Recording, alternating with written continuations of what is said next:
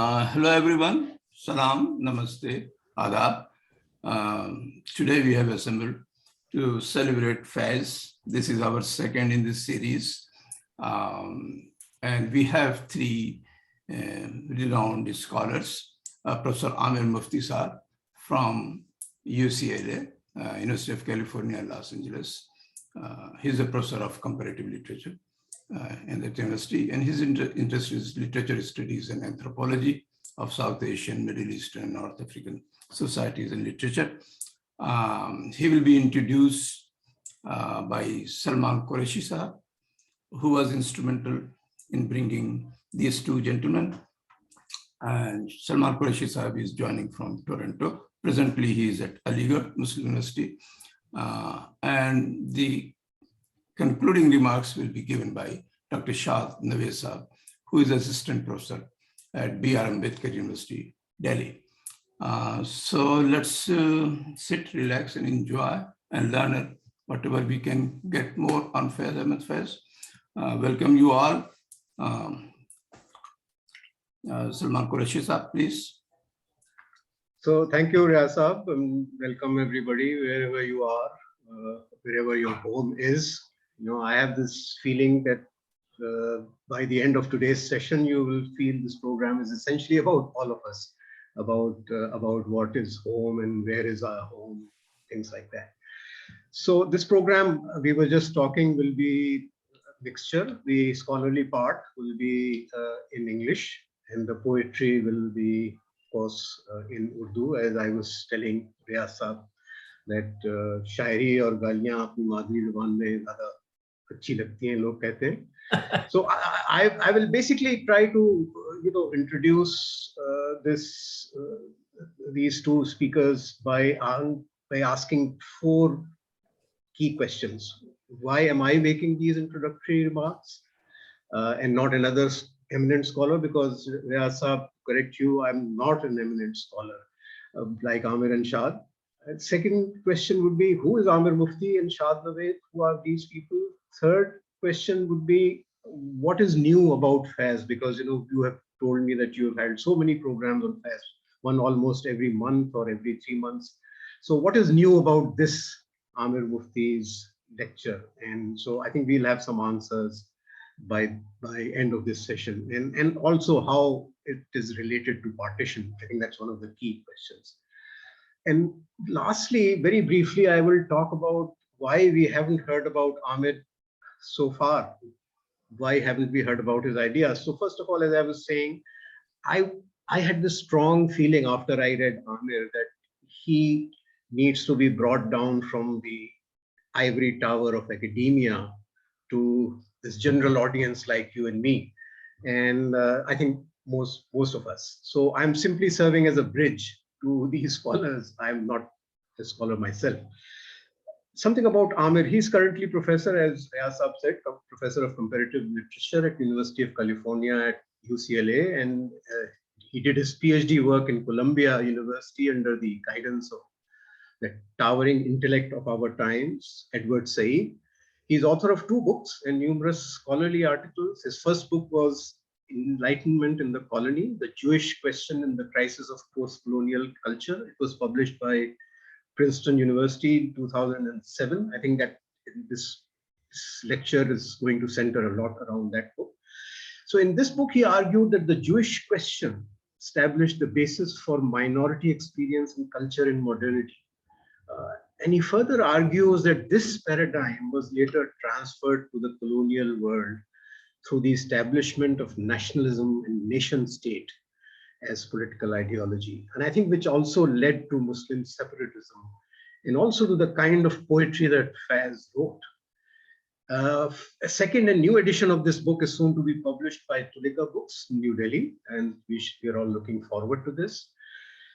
Amir's second book was called Forget English, Orientalisms and World Literature. It was published by Howard University, 2016. It argues that world literature as a concept is linked to the revolution in humanistic practice that Edward Said called Orientalism.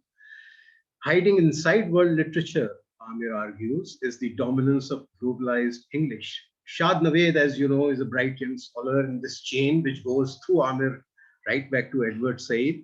He teaches comparative literature. His PhD dissertation took Urdu Ghazal as the center of a significant ongoing social debate on sexuality and queerness beginning in the late 19th century. His most recent publication by Penguin Classics is a verse translation of Jan Sahib's Rekhti Musaddas called The Incomparable Festival or Tehniyat-e Jasn-e-Benazir.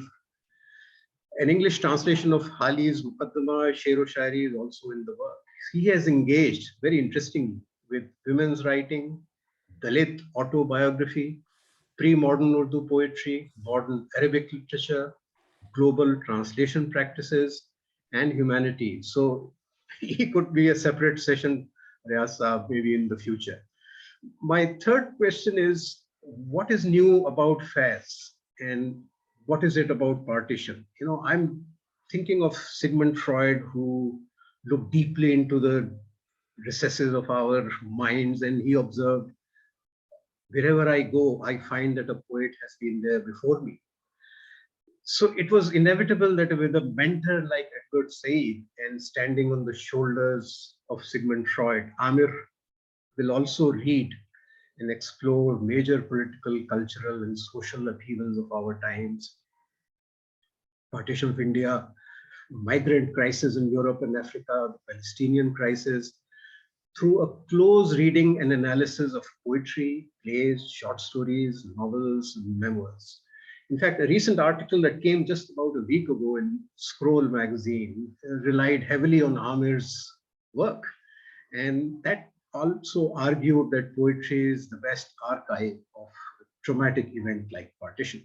So in brief, I will say that against and beyond the traditional interpretation of Faiz, which involved the two M's, as I call them, the Mehboob and Marx, Amir has also added third M, that is, he reads Faiz as a poet struggling with the missing home, which I call the third M, by the way. And this is about a Faiz which is struggling with identity and culture. And you know, Faiz's poem, it is in his lyrical poems, not so much in his very explicitly political poem, that Amir reads these signs of questions about identity, about home, and Faiz questioning this idea of territorial nationalism. And I think that's where Amir looks at this lover in Faiz's poetry, not only as a lover who's trying to unite with the beloved, but also a lover who's trying to become whole. You know, I like how Amir calls them the figure of terrified and terrifying minority. And that's why it has parallels with the Jewish question. But lastly, the question that interests me most is, why have Amir's ideas not received as much attention and not reached a wider audience till now? And I think I have some ideas. I think Amir and Shad will go more into details about why that is so. But I think one reason is Amir's work is solidly anchored in the academic world, and with all the requirements of academic rigor, you know, the language and discussion or discourse, as we say, tends to be a little intimidating. And Amir has today promised me that he will try not to be too intimidating. And that, as I was reading Amir, I was actually reminded of Yusufi's remarks about Ghalib's poetry. Yusufi somewhere says that Ghalib ke sher agar samajh mein na aaye to aur zyada achhe lagte hain. And I think the idea was that when I read Amir, I understood a lot of it, but I also did not understand a lot of it. And so that sent me to do some research, to consult some other learned friends, and to watch so many videos on, you know, searched on Google. But Amir's ideas were, I think, very, very novel and very interesting. So I think the other reason is perhaps that because of Amir's ideas on nation and culture and home, he will probably be regarded both in India and Pakistan as anti-national. That's my feeling. I don't know if that is correct, because in words of Faiz, Brahman इनके ऊपर Brahman का कर्म भी होगा और अताए शेख हरम भी होगी. So that is, I think that's the other reason that I think Amir is not so popular. But the poems that Amir will analyze today, which I hope you all received as part of the message, but we will be very happy to upload it on this chat, will be Blackout, Yaad, पाँव से लहू को धो डालो, मर्सिया, सिपाही का मर्सिया, मेरे दिल मेरे मुसाफिर, and so on and so forth. I obviously will never read Faiz in the same way that I did before I read Amir. And a friend in Bombay remarked to me that he will read Yaad, a poem by Faiz, in an entirely new way. So, Amir's book, I will finish with this. Amir's book, Enlightenment in the Colony, opens with a dedication to his parents with these words. ये सुखन जो हमने रकम किए, ये हैं सब बरक़ तेरी याद के, कोई लम्हा सुबह विसाल का, कोई शाम हिज्र की मुद्दत. When I started the book, I thought, well, that's a nice way to dedicate something to your parents. And after I finished this book, I had this sneaking suspicion that Faiz probably had more than lover in mind, and probably it applies equally well to this feeling of the missing home that we have. So with these words, Amir, जो सुखन आपने रकम किए हैं और जो फैज साहब ने रकम किए हैं, आइए जरा उसके बारे में बात हो जाए. Over to you, Amir. Thank you, Salman Saab. Thank you to everyone who has invited me and organized this event, and especially also to my dear friend Professor Shad Naveed, for willing to be part of this discussion. So Salman Saab asked me to present my work on the poetry of Faiz, as he has just said. He came out of the blue in my life, and it's been really a wonderful event in my life, and he's been very, very kind to take so much interest in this book and the work that I've been doing from time to time on the culture on the civilization of Urdu, let's say, not simply the literature, but I would say the civilization that is present in the long tradition of Urdu writing. So मुझे कोई 20-25 साल हो गए हैं, बल्कि उससे भी कुछ ज़्यादा, जो मैं फैज़ साहब के बारे में वक्तन फ़वक्तन लिखता रहता हूँ. लेकिन जैसे सलमान साहब ने कहा, mostly it's been writing of an academic nature. So he's very kind to ask this question as a puzzle, why this argument that I made some years ago now about Faiz and Partition is not better known. It's not for me to say, really, but I'm also not a very public person, I must say. So in any case, I'm very, very grateful for this opportunity to share these ideas with a wider audience that I am usually used to speaking to.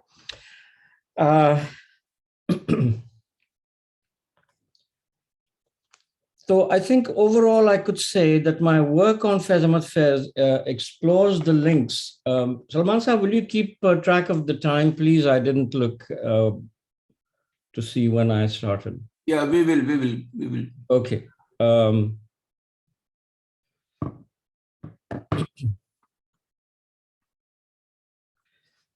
The way I would summarize my sort of approach to Faiz is by saying that I'm interested in exploring the links of his poetry to larger social and historical forces. So to read even his ghazals, which notoriously is held to be a form of writing that is about very private, very internal matters, Ashiq and Mashuq and Hijro Visal and all of that, rather than being about events in the world, I sort of try to take this somewhat different direction and say, is it possible that even in this very private, very subjective form of writing, that is the ghazal, and one of the things about Faiz's nazm practice is that they are rather ghazal-like in some ways. Of course, they don't follow the strict structure of the Qafiya Radif and all that, but in terms of themes, in terms of how the themes are elaborated in the course of the poem, the nazms can be very much ghazal-like, or we might say they have taghazzul, you know, they have that elusive sort of characteristic that the ghazal has that we call taghazzul. It's a very imprecise term, but I think most people understand that there is something distinct about the ghazal and its universe and so on. So even, you know, I wanted to see whether it's possible to say that even in the ghazal, this very subjective form, there is in fact a very dense presence of historical events and historical meanings and so on and so forth. And I'm pretty convinced that I was not off the track in saying that and arguing that. And I hope to sort of show today in some ways how I can sort of make this argument, you know, how I can sort of take us into the direction of historical questions through the reading of these very intimate, very subjective, very beautifully internal nazms and ghazals and so on. Let me begin by saying that when we encounter Faiz, when we try to think about him seriously and his place in the history of Urdu literature and in the history of the broader culture and civilization, I think that he is part of, we are faced with a number of paradoxes. कुछ मुश्किलें सामने आती हैं, कुछ contradictory किस्म की चीजें सामने आती हैं. पहली बात तो ये कि एक तरफ उनकी vocabulary जो है, यानी एक तरफ तो ये चीज कि he is a secularizing intellectual, there's no doubt about that, and he's a secularizing writer. If you think of a nazm like dua, हम जिन्हें रस्म दुआ याद नहीं,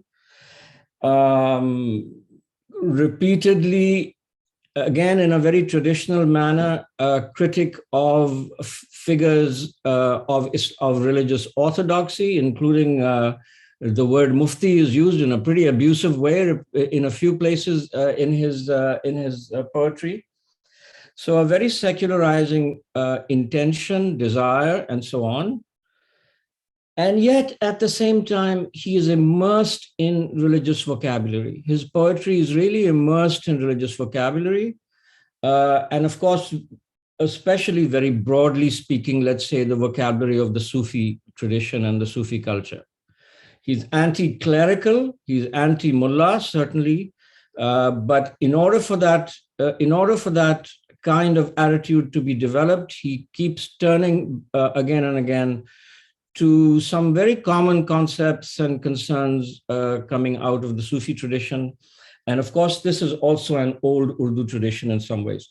But Faiz radicalizes that into a critique of clerical orthodoxy, and above all, the alliance between religious orthodoxy and worldly power. एक तरफ मुफ्ती है तो दूसरी तरफ जालिम है एक तरह से. उनकी शायरी में कई जगह ऐसे connections उन्होंने बनाए.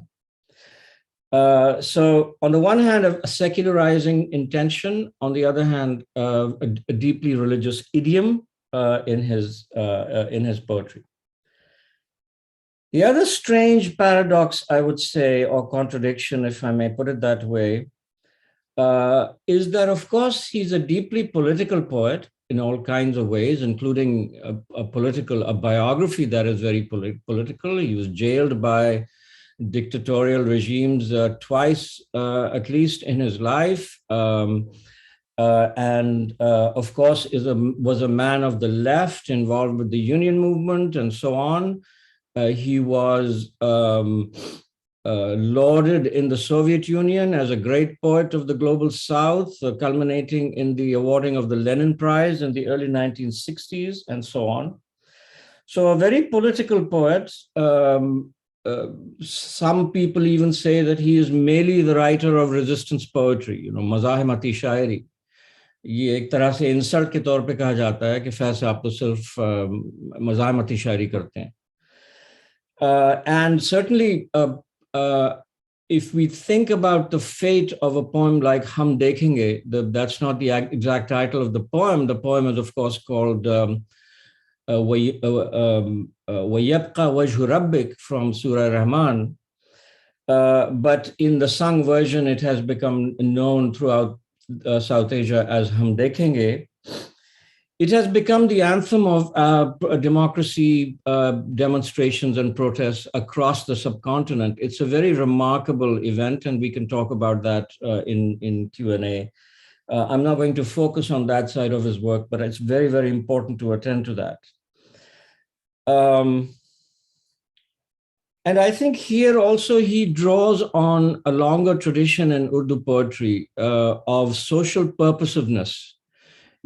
You know, starting with the 19th century reformers like Altaf Sanhali, and of course into a figure like Iqbal, there is a critique of the older forms of writing, especially the traditional ghazal, that it's too unworldly. You know, it's just removed from the world, and it's sort of a useless mode of writing that has nothing to do with the real issues that confront us and with the life of the nation and so on.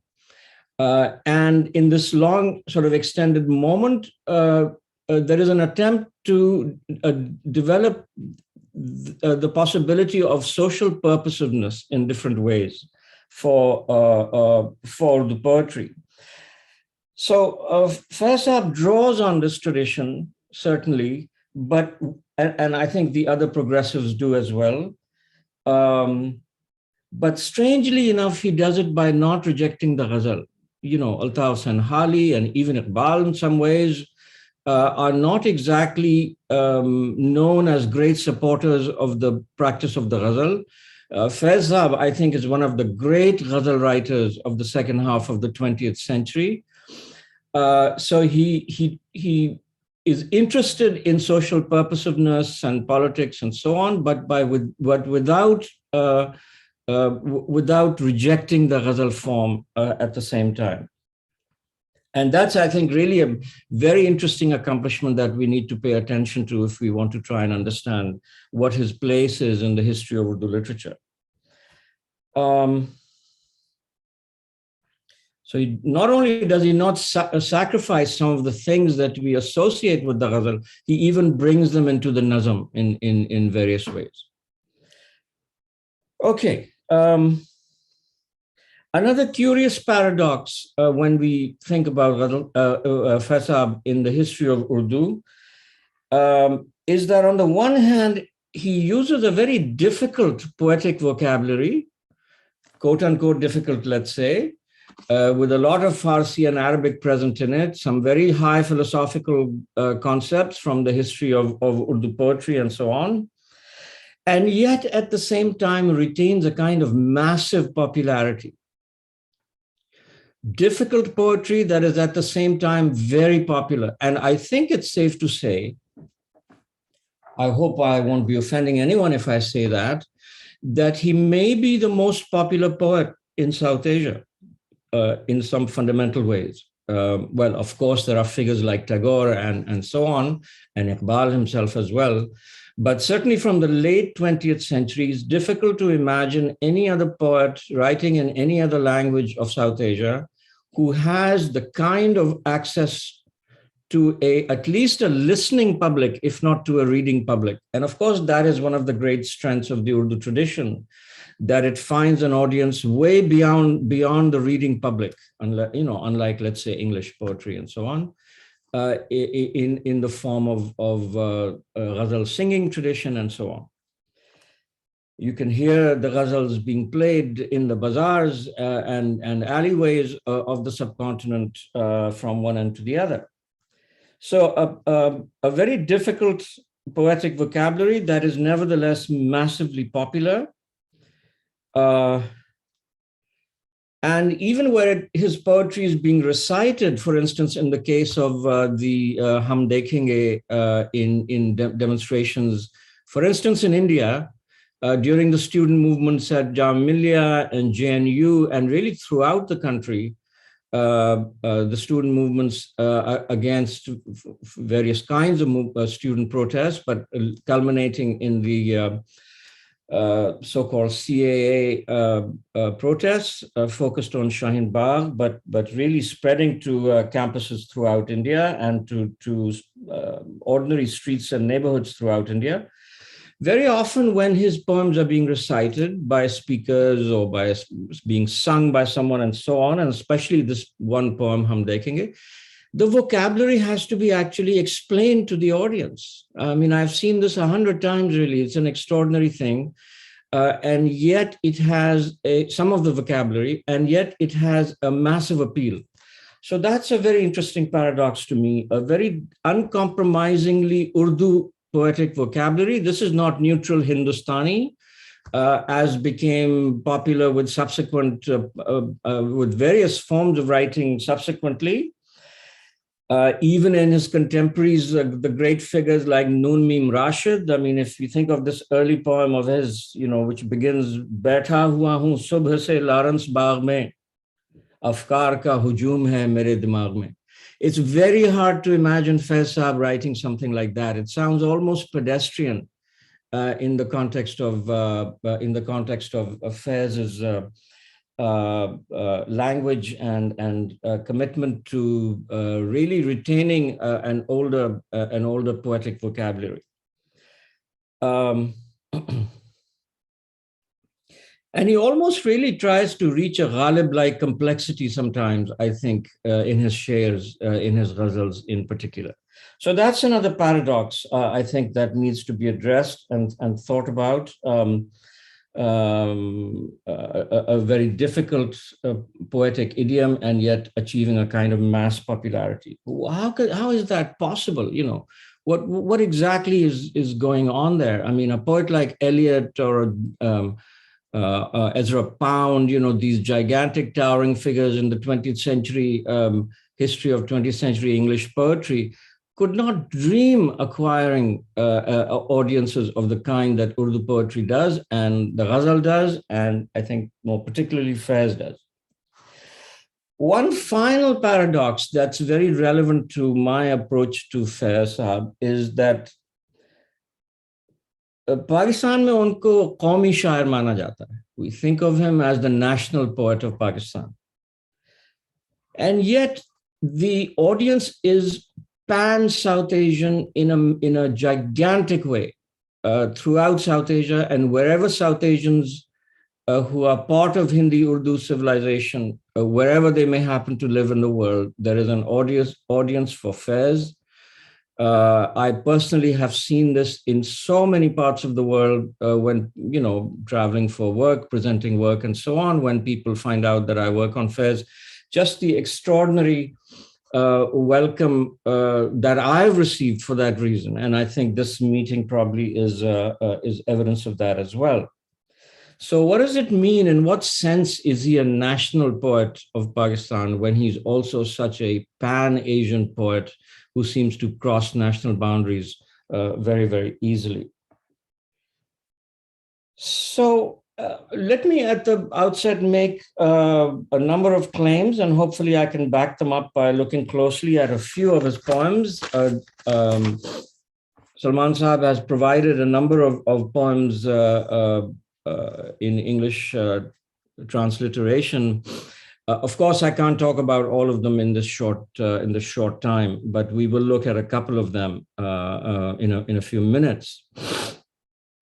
So let me make a few claims outright, and then hopefully we see. Hopefully, I'm able to show in specific poems how these claims might be sustained.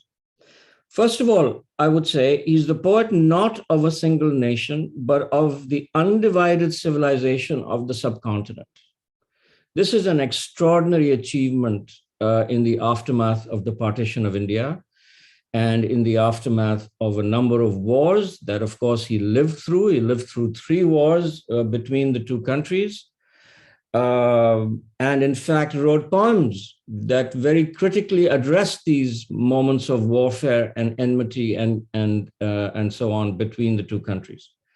And these wars could be seen as ongoing events, as events that each time repeat the partition in some ways, repeat the partition of the civilization of North India in some very specific ways. And I think we could say that for various aspects of relations between the two countries, even now, that partition is in many ways an ongoing process. It didn't just occur in 47 or 46 to 48, but perhaps even began much earlier, let's say 100 years earlier in the 19th century under British colonial rule, and in many ways is still continuing.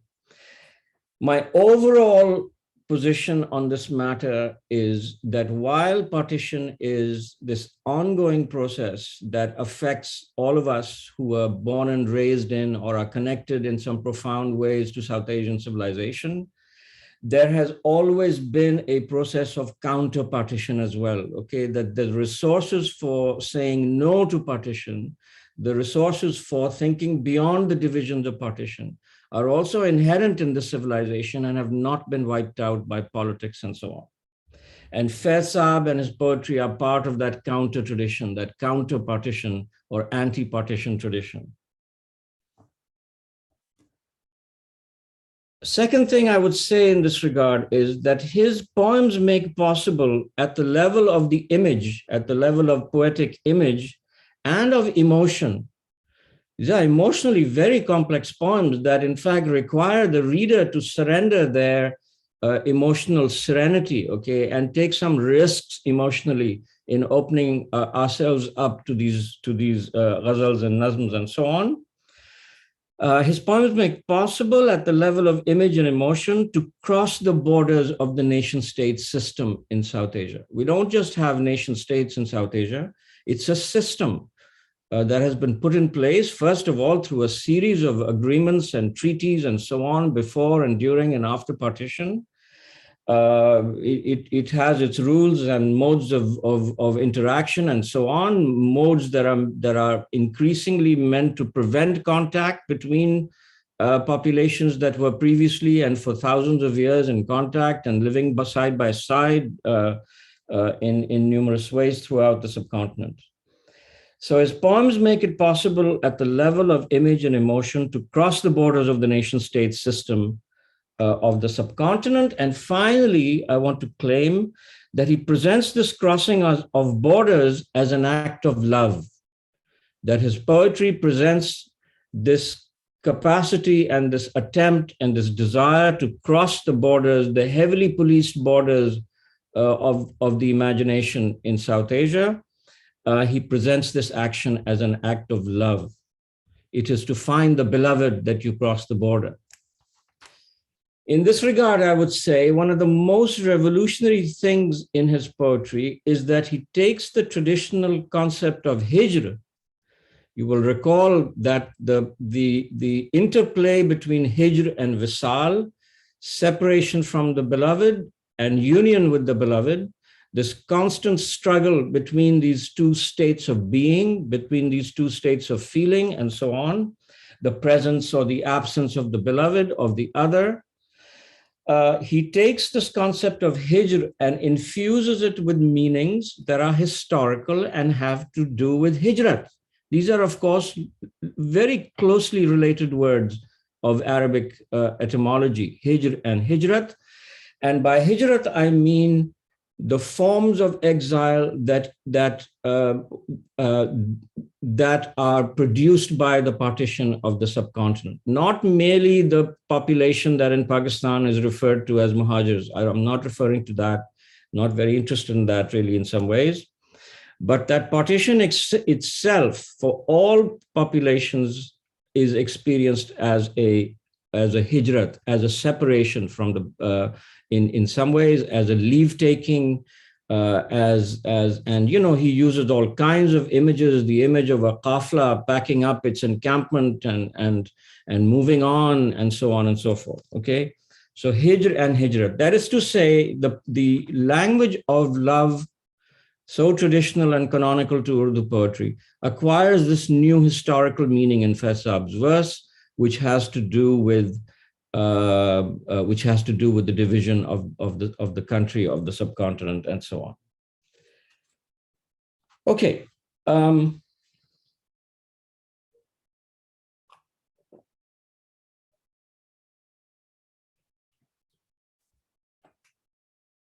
Okay, I think I have about 20 minutes more. I'll try to move quickly through this.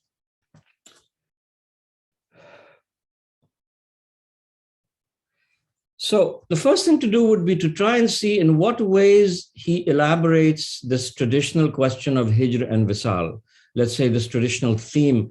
But it's not just a theme, it's more than that, I think. It's an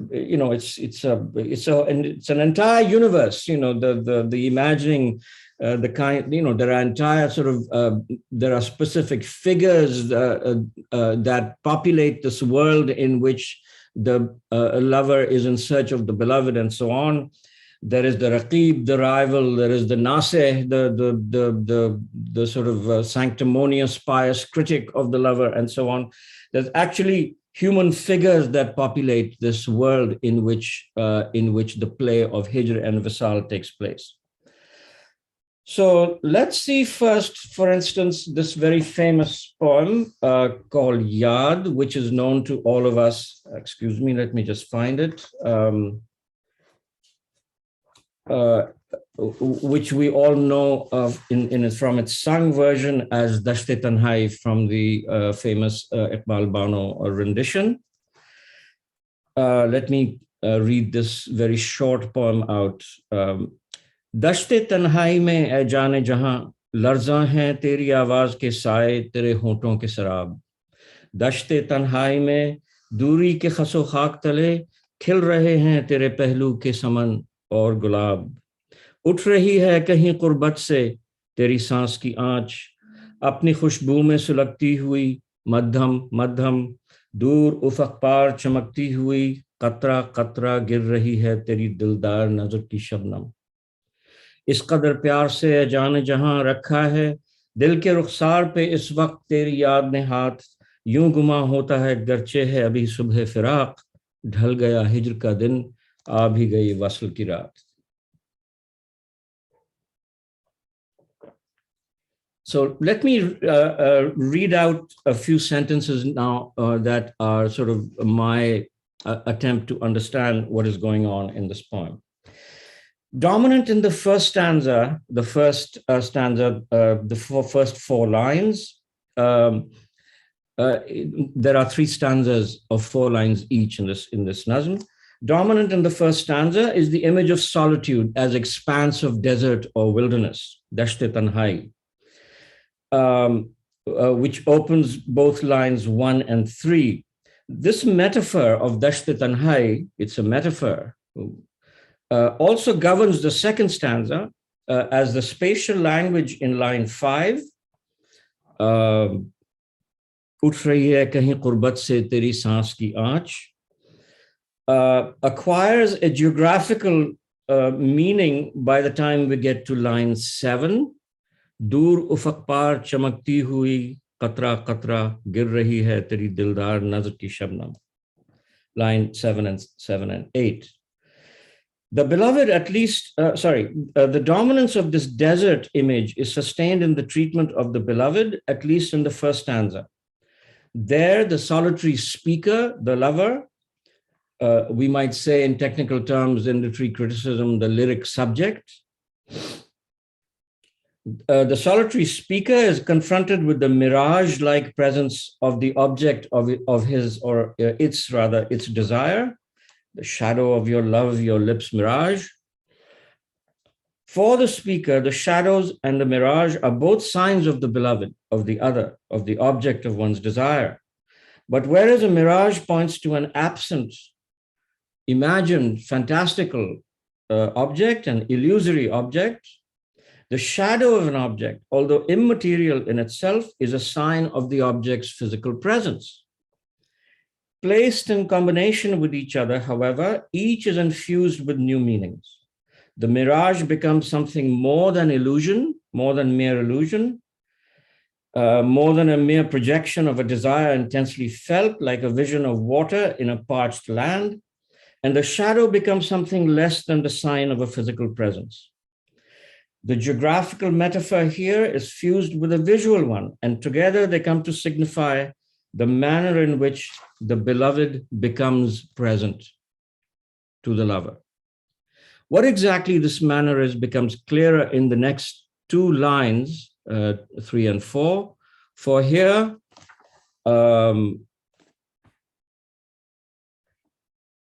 दश्ते तन्हाई में दूरी के खसो खाक तले खिल रहे हैं तेरे पहलू के समन और गुलाब. So the flowers of your presence, literally jasmine and rose, are said to bloom under the dust, literally the withered bushes and dust of distance. In other words, the nearness or presence of the beloved does not cancel out its distance. It is both distant and near. And the reverse is also true. The distance of the beloved is also the mode of its becoming near, of its coming near. This theme is developed in the second stanza in lines 5 and 6. The flame arch of the beloved's breathing is said to be rising from somewhere near the speaking subject, kahin qurbat se, and yet simultaneously the consoling eyes of the beloved are placed by the speaker dur ufaq par, afar beyond the horizon. In the third and final stanza, the geographical metaphor is abandoned and we are within an internal, purely subjective space. This intimate space is signified here by heart, dil, or more precisely by its rukhsar, which is traditionally, of course, a sign of the beloved's beauty and of the lover's intimacy with the beloved, but here expresses the tenderness of the lover's own heart, which is being consoled by the caress of the beloved. Dil ke rukhsar par. The inexpressible beauty of this image, a human heart gently caressed by an other's hand as a lover's cheek is touched by the beloved, is an expression of the desire for an end to suffering, for union, for reconciliation between subject and object. It expresses a desire, we might say, for peace, if by peace we understand the state of being distinct and yet close and participating in each other, where subject and object might finally be reconciled. The presence of the beloved continues in the stanza also to be its distance. It's a very paradoxical idea, really, that Faiz elaborates again and again. There's no final reconciliation. There's no final return to a kind of redemption, to a kind of permanent coming together and union and canceling out of distance and alienation and so on. The two are always held together somehow in the same poetic image. The presence of the beloved continues in the stanza also to be its distance, for the beloved enters this interior realm only as image or memory. In the last two lines, 11 and Poet, the poem turns to the intensity of this caress of memory, to its effect upon the subject. The guma, appearance, feeling, illusion, that the day of separation has ended, the night of union has arrived. Dhal gaya hijr ka din, abhi gayi wasl ki raat. Like the first two stanzas, therefore, the third stanza also enacts this interplay of separation and union, in which separation is indefinitely extended, visal is indefinitely extended, and union or hijr, intensely desired and felt, does not cancel out the distance between the subject and object of desire, between, let's say, the ashiq and the ma'shuq. It renders uncertain the distinction between them, but not in order to appropriate the life of the object in the interest of the subject. The object, the other, is also revealed to be a subject, and the desiring subject as an object of the other's desire. In other words, that which is other becomes self, that which is self becomes other. There is this constant interplay, this constant exchange in these positions. The beloved is at the same time distant and hence other, and intimately present to the self as itself, As the distance between self and other collapses, the other becomes self, self becomes other, and so on. The beloved is at the same time distant and hence other, and intimately present to the self as itself. In other words, the self that emerges in the course of this nazm is a divided one, not at home with itself, desiring reconciliation and wholeness, and yet deeply aware that its own distance from itself is the very source of its being, the very source of its movement and life. Hence the melancholic mood of this nazm as that of so many others.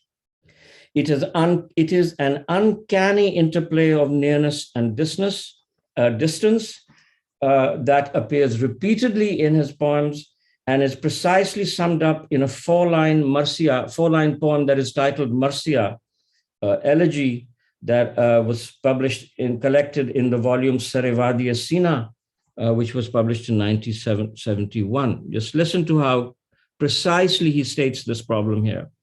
दूर जाकर करीब हो जितने, हमसे कब तुम करीब थे इतने, अब ना आओगे तुम ना जाओगे, वस्लो हिजरा बहम हुए कितने. I'm really saying nothing more than that this in fact is something that Faiz Sahab does again and again. Waslo hijra baham hote hain unki nazmon mein, repeatedly, bar bar, and I'm trying to understand what it is that means. Okay. We could look at really a number of other things. For instance, a couple of lines in the Nazm Paun Se Lahu Ko Dho Dalo, Paun Se Lahu Ko Dho Dalo, for instance. I'll just read 5 lines from it. हम क्या करते किस राह चलते हर राह में कांटे बिखरे थे उन रिश्तों के जो छूट गए उन सदियों के यारानों के जो एक एक करके टूट गए. So again, the language of Hijr and Visal is given very specific, very concrete meanings in his poetry. Of lost friendships, of distance from the beloved, of lost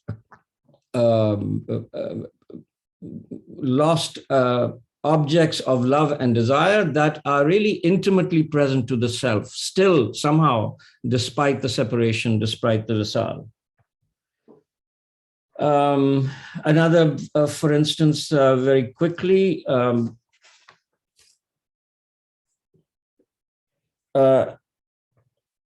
sorry, we've looked at that already, the Marcia. And we can sort of, we could look at any number of other nazms in this regard and ghazals certainly, but I won't,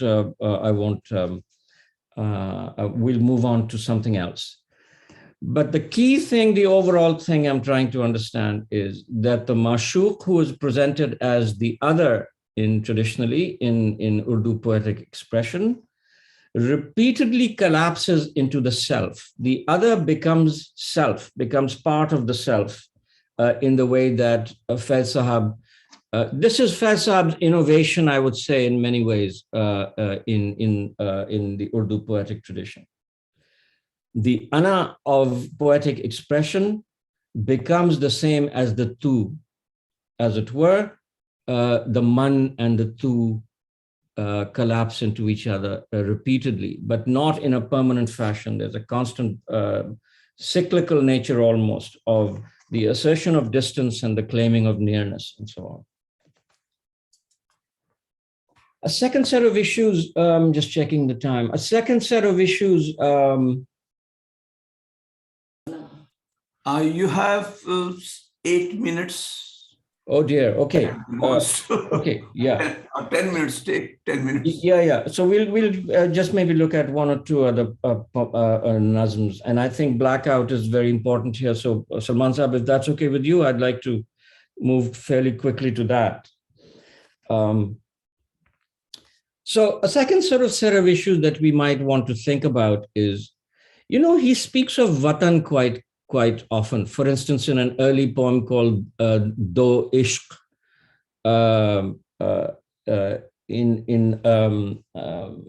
let me just very quickly read out the lines that I'm thinking of.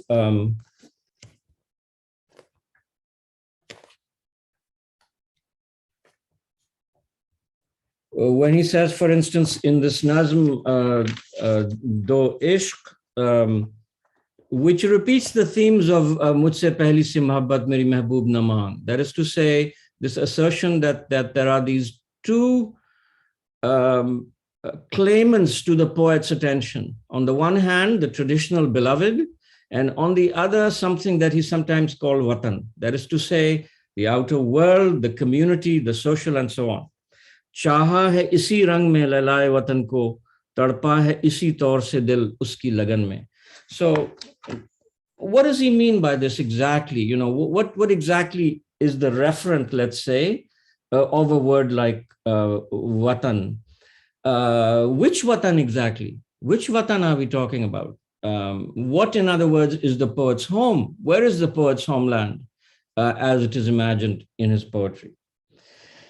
And anyway, we could look again really at numerous things here, and perhaps the most dramatic, of course, Nazm that sort of speaks of all these things that that expressly sort of shows how the traditional vocabulary of Hijr and Visal becomes part of the historical vocabulary of partitions and separations, is of course the ghazal that unusually, ghazals don't usually have a title, but this one does, Dhaka Se Wapsi Par it's called, written, I believe, in 1972, mourning the loss of old friendships, a second partition, as it were, of Indian civilization, of the subcontinental civilization.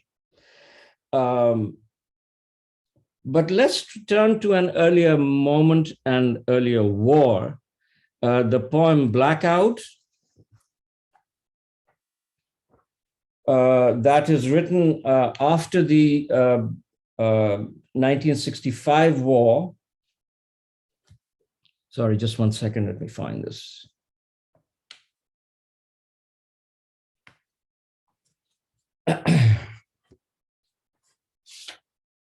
And let me say, by the way, just to stop this for a second, let me say, the ways in which these connections are made between the subjective and the outer or objective or worldly questions,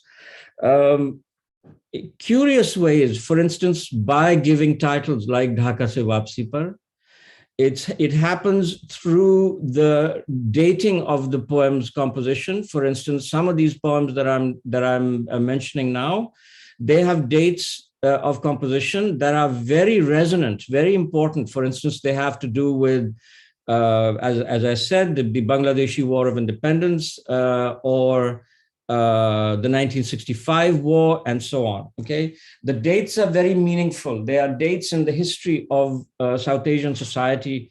There are crucial dates, and so on, and sometimes by dedication. So he surrounds the poem by these other things, like the title, the dedication, the date of composition, the place of composition, that in fact are meant to help us understand how to read this poem in a historical way as well, not just in the way of a love lyric and so on.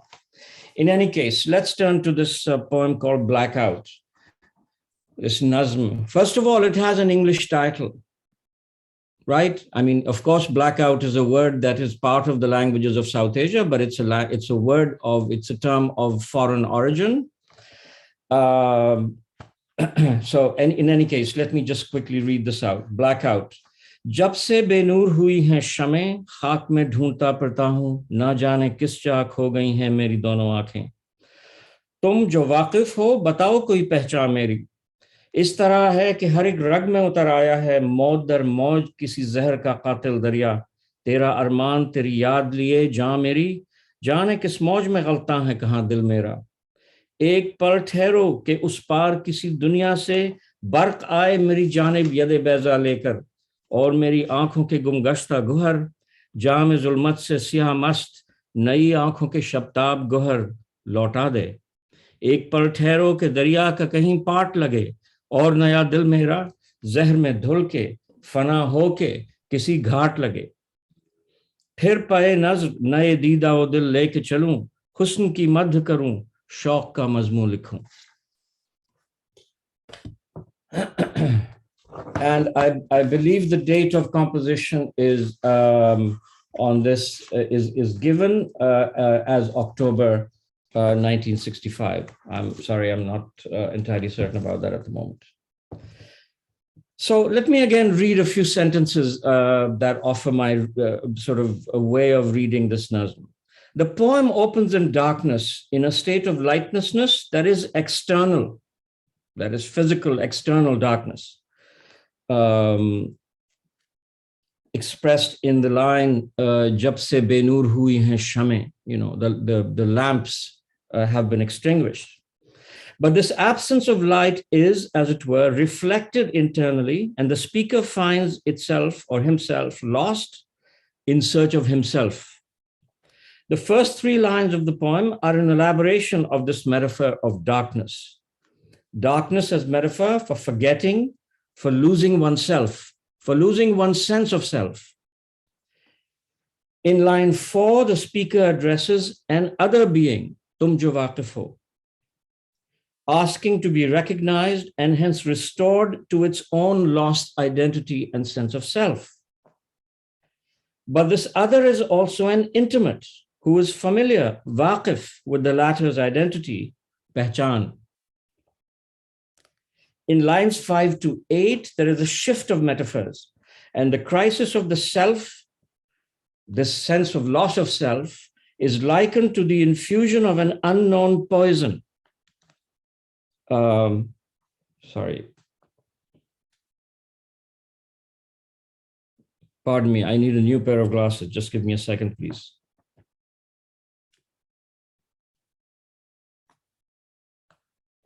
Sorry, in lines 5 to 8, there is a shift of metaphors, and the crisis of the self is likened to the infusion of an unknown poison, the murderous river of some poison, as he says, Mauj dar mauj kisi zahar ka qatil darya. The infusion of this unknown poison into the veins, a deluge into which the self, expressed in phrases like "Ja meri, dil mera," struggling to keep from drowning, carries its memories of and longing for the beloved in lines 7 and 8. Jaane kis mauj mein ghalta hai kahan dil mera, and so on. In the elaboration of the second metaphor as well, therefore, we get a shift of emphasis from the external and the physical to interiority, to the internal, to the psychic life of the speaker. In lines 9 to 13, the poem returns to the metaphor of light, or rather returns to the darkness metaphor of lines 1 to 4 by reversing it into the image of light as deliverance from the darkness of the self. The section of the poem opens with the gentle injunction to wait, to be patient, ek pal thero, which is repeated at the beginning of the next section, lines 14 to 16. Clearly, lines 9 and 10 contain a primary allusion from some world beyond, us par kisi dunya se, barq aaye meri janib yade beza lekar. Primary allusion in these phrases from some world beyond and the bright hand of lightning, let's say, to the Quranic story of Hazrat Musa on Mount Sinai, an allusion made explicit in the title poem in the same book where this poem is collected, Sarivadi Sina, written on the occasion of the 1967 Arab-Israeli War. But here I again stress the manner in which this image is secularized. Uspar, unlike beyond in English, is more suggestive of a horizontal separation or distance, a horizontal gesture directed towards the horizon than a vertical one towards the heavens, which the strictly religious image would require. The light that restores the self, in other words, comes from beyond the horizon, an orientation we have already seen in the poem Yaad. The feeling produced by the phrase, us par kisi duniya se, is of a neighboring world that should be unknown and yet is half familiar and vaguely remembered.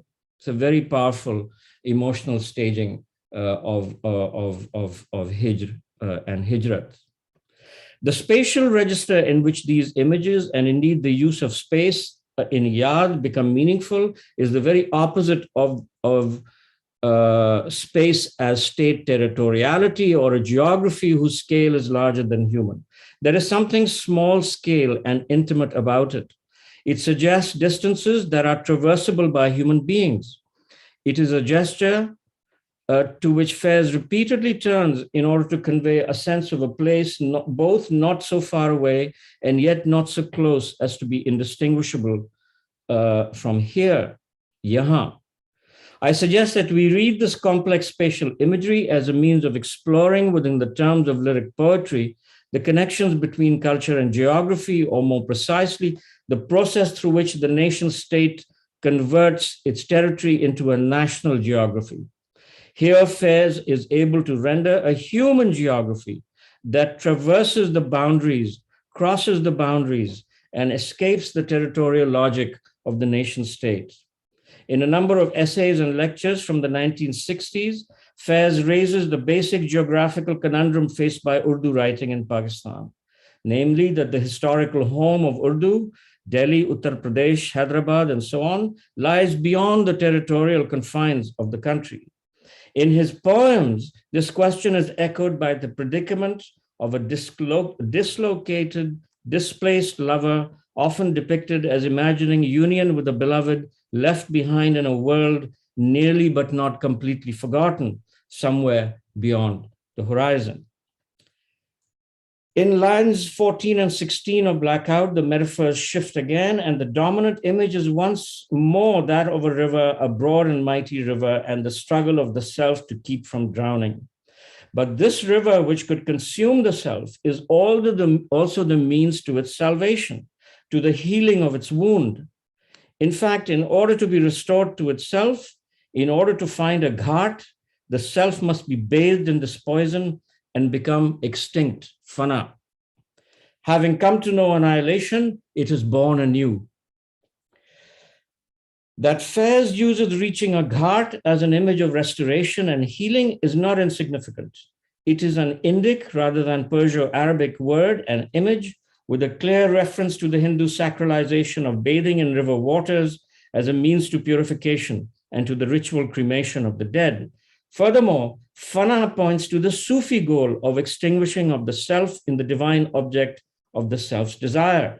But in its secularization here, that is to say, fana, has a utopian impulse, signifying an end to the self-suffering. This combination of these images, the one clearly of Muslim origin, quote unquote, the other, quote unquote, Hindu, is an attempt in this poem occasioned by the War of 1965 to keep open possibilities of collective selfhood, which that event was closing off. Nothing is more natural to a nation state than going to war. And it may be argued that this particular war was a key moment in the realization of the nation state form in post-colonial South Asia. This is certainly how it was perceived in contemporary Urdu writing.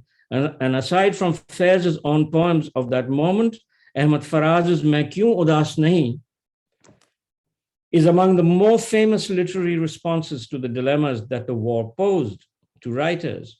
But even in Faraz's poem, there is a slipping into the terms provided by the structure of national citizenship, as the speaker singles out and names the Pakistani cities of Sialkot and Lahore, both on the border with India and both threatened during the war with occupation, and bemoans their suffering. This is the key thing. In Faiz's work, on the contrary, the insight about the war as a partitioning event is held onto steadfastly. And above all, suffering never becomes an alibi for a reification of the self. The functioning of Hijr and Visal and this entire vocabulary of traditional Urdu poetics, the functioning of this vocabulary in Faiz's writing as a whole is as an abrupt flash of memory, not a fully formed recollection, but rather an instantaneous sensation of the self in motion, in dialogue with an other that is also self. The final two lines of Blackout offer a glimpse of reconciliation and restoration. Having been washed in poison and made anew, armed with new sight and heart, the self becomes capable once again of praise of beauty, husn ki mad, and of writing of the subject of love. Let me just.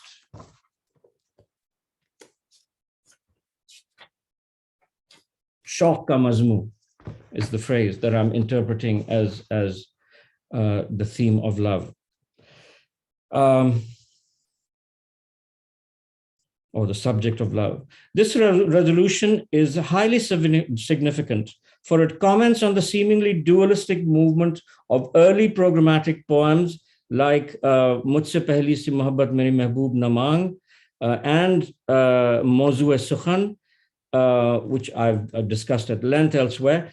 If those early pre-partition poems suggest an internal tension, or as it were, indecision between the aesthetic autonomy of love, and on the one hand, and the material conditions in which the subject lives on the other, the external conditions in which the subject lives forever on the other hand, these closing lines suggest that the earlier duality of these poems was not simply the opposition of self and society, but rather that the identity of the social was at stake all along in each of its terms.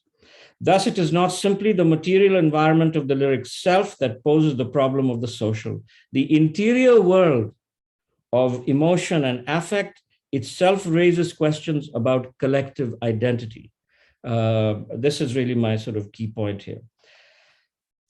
The closure or autonomy or self-contained nature of that lyric world, the world of the ghazal, is a figure for the illusion of autonomy of Urdu literary culture and identity as a whole, and the coherence of that world is disturbed by the uncanny appearance of the other. To suggest that the self in modern Urdu can no longer be contained within the world defined by love's intoxications is to insist in historical retrospect that that claim to autonomy of that world itself is part of the social, is itself socially determined. And it is a moment within the contradictory movement of a larger whole. Thus, in neither of the two early poems, like Mujhse Pehli Si Mohabbat and Mawzu-e Sukhan, also Do Ishq, I would say, in neither of these early nazms is the lyric sensibility simply cancelled and overcome by a higher sensibility, as happens, in fact, in Iqbal, as happens in some of the progressives and so on. The two are held in an indefinite tension with the result that while the first term is forced to open itself up to the second larger term, it does not simply submerge its identity within it. In the closing lines of Blackout, the impossibility of sustaining the old world of the ghazal, that purely lyric sensibility, is finally explicitly linked to the vicissitudes and the suffering of collective and national selfhood. These are the last lines here. What forces the lyric self to look beyond itself to other pleasures and sufferings than those of love, Laila-e Watan, is therefore a recognition of its own fragmented reality.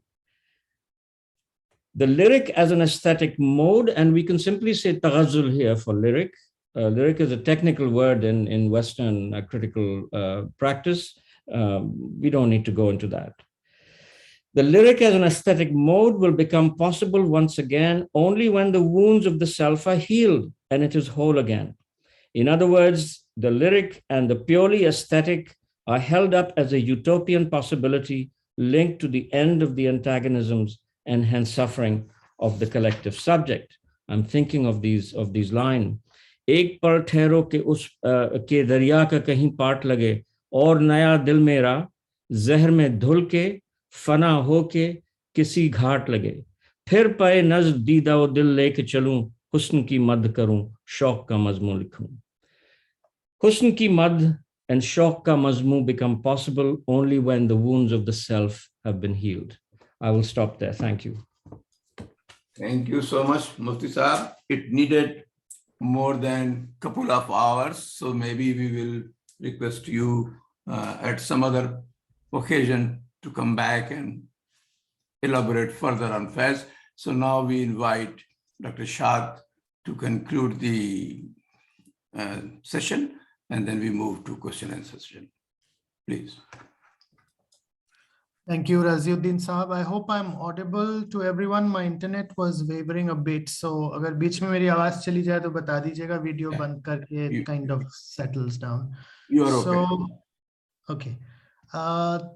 Thanks, Amir, for that, as usual, invigorating talk on Faiz, because Faiz seems to become sabke chahite hain. Everyone likes him, and immediate associations are made with his poetry, but we seldom stop to think about what is happening in this poem.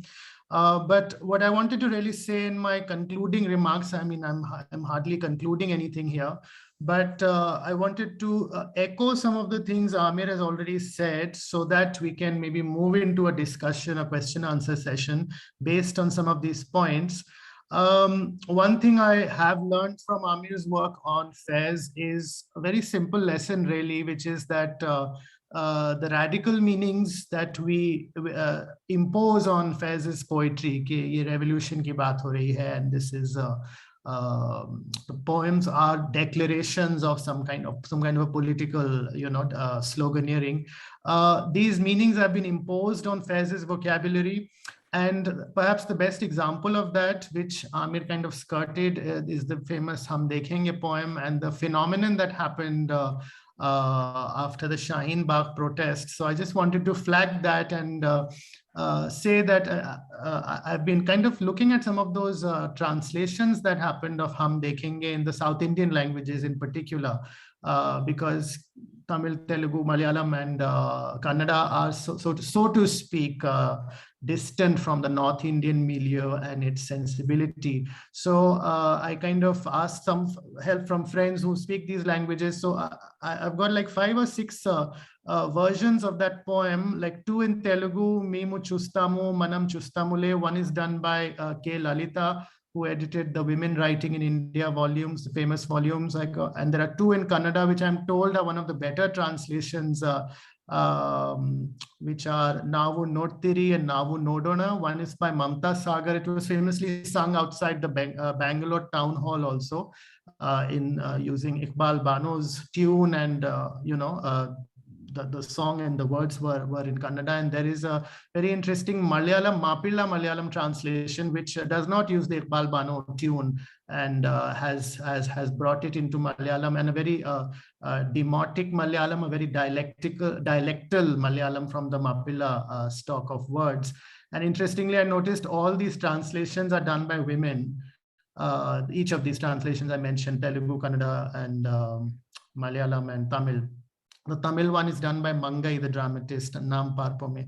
So anyway, I was looking at one of the Kannada translations, and I noticed that that line, Uthega Analak Kanara, in Kannada, the word rendered is, the translator has taken haq to mean rights. Ye hamara haq hai, that kind of thing. So, and there's a very literal transposition of Law-e-Azal is kind of, the Constitution of India. It's like the decrees of the laws. Very good. So, yeah, it's a really interesting transposition, but also that it's somewhere I thought that the radical meanings are leading to very contemporary concerns, which have something to do with what Amir is calling lyric history. That lyric history is enabling these kinds of translations to happen. One of the Kannada translations, I think Maitri Karnoor, she retains all the Arabic, so-called Arabic references. What else do I call them? Anal Haq, for example, and Ahle Safa.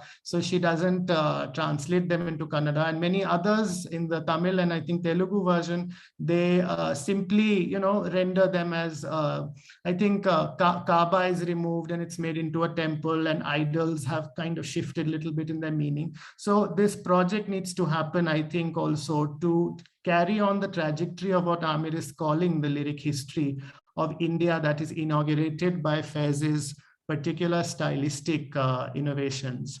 So this is one thing I wanted to say. And from this point also, I wanted to ask Amir, and maybe someone in the audience can also amplify my question, that Faiz, as we know, I mean, he joined the British Indian Army against the prevailing weather of the time. The Congress wallahs said that, we're not going to participate in the war cause. So, I mean, after the Hitler-Stalin pact failed, not failed, it was kind of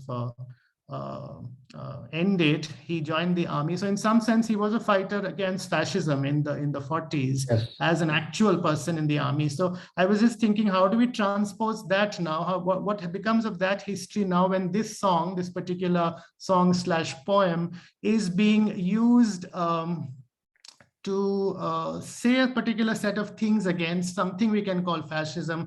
There has been kind of a luxurious debate in India whether we can call what's happening fascism or not. I'm sitting in India, by the way, so I'm speaking from this location right now. So the connection between Faiz as an anti-fascist thinker, as an anti-fascist fighter, so to speak, then, and now his poem as an anti-fascist document, if Amir could speak about it, or someone can ask him after I'm done saying what I have to say. So that's the second thing. And the third thing was, this is not just empty complimenting. Salman Saab said that I've worked with Amir as a PhD student, but I wanted to highlight the relationship between critic and poet. And I think that is very important in the current political experience we are having, at least in South Asia, which is this, that earlier in the introductions, it was said ivory tower of academia, etc. And why is Amir's work not more popular? And is this a problem of the academy, etc.? Well, from where I'm sitting, the ivory tower has been shaken up and brought down, and it's being road-rollered. And so it's not such a comfortable place right now to be speaking about this. But what I mean to say is that Amir's work on Faiz belongs to a line of thinking where very important critics have, I don't know what word to use, have adopted a poet or a writer of world historical significance and written about them in ways which have forced us to rethink what the project of those writers were. And I'm thinking of, Amir writes about Adorno a lot. So Adorno, the German philosopher, or the German-speaking philosopher at least, his writings on Beethoven, for example. You can't listen to Beethoven in the same way once you have read Adorno on the musician. Or more nearer home, I'm thinking of course, in Urdu, people like great stalwarts like Shamsur Rahman Farooqi on Mir.